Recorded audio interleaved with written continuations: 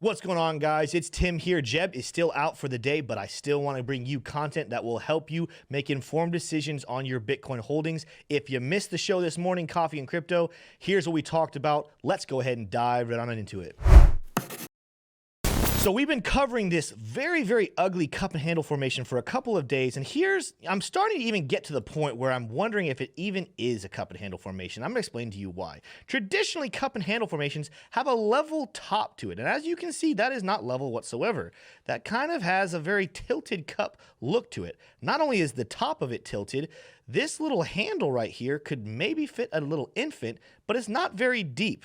So while I'm going to go ahead and give it a pass for right now, there's a couple things I want to see develop to see if this chart needs to continue to come down to finish forming a cup and handle, or is this something completely different? Now, other than cup and handle, we want to look at some of the little details of Bitcoin, because even though today we hit a new all-time high of 69,000, something on the chart isn't saying we're ready to take off just yet, and let's go look at that. So we're going to move to the daily chart, and we're going to look at the RSI forming right here. Now, I'm not saying this is done and sealed and there's no hope for it whatsoever, but we are seeing bearish RSI divergence start to form.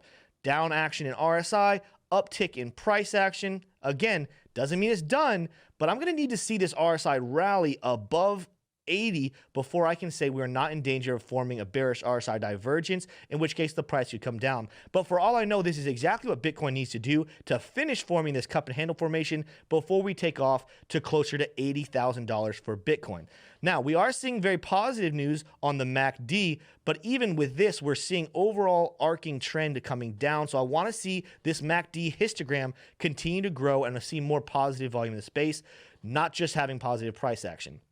We go over here to the Bollinger Bands, we're going to find that we're overextended. Now, I've seen us before be very deep into a run being overextended. However, the longer we stay away from this 20 SMA, the more and greater chance we have to have a steep and harsh correction. So this is something I got to keep my eye on. Doesn't mean we immediately need to come back down and touch around 63,000, but it does mean that we need to see a lot of positive price action, pull this 20 SMA up, and then we come over, hopefully sideways, and touch it.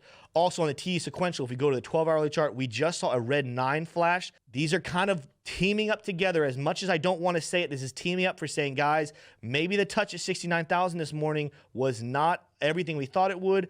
I do think there are some fundamentals coming into the space with news such as things like the New York City coin coming out, and things like experts in the real estate game are talking about Bitcoin and Ethereum are going to be the future of real estate. However, we might need to see a couple days of a sideways or maybe even a slight correction before we see an explosive rally. But that's just what the charts say, guys. This is crypto where the pumpamentals can take over, and it is very likely and possible that we could see a price rally, an RSI rally, and we cancel out that bearish RSI divergence.